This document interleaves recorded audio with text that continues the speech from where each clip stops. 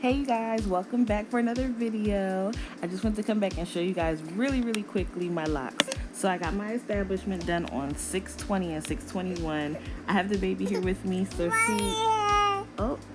she might be saying hello. As you guys can see in the front, and I'll show like a close-up, I wasn't able to get the front done because it just needs to grow out a little bit more. So when I go back for my retie, I'll have her add in a few more locks in the front. That way it can be fully complete. Yes. So this is what it looks like. So far I have been loving them. It took a total of about 30 hours to get completed over the 2 days, and lots of snacks. But I am loving my locks, and I will show you guys how I shampoo them and everything like that. So I just wanted to make this video really quick, really short.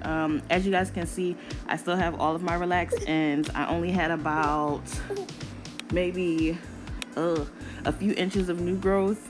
So most of my hair is still relaxed. So this will be a relaxed lock journey. And I will see you guys on the next video. All right, bye. Say bye-bye. Say bye-bye. All right.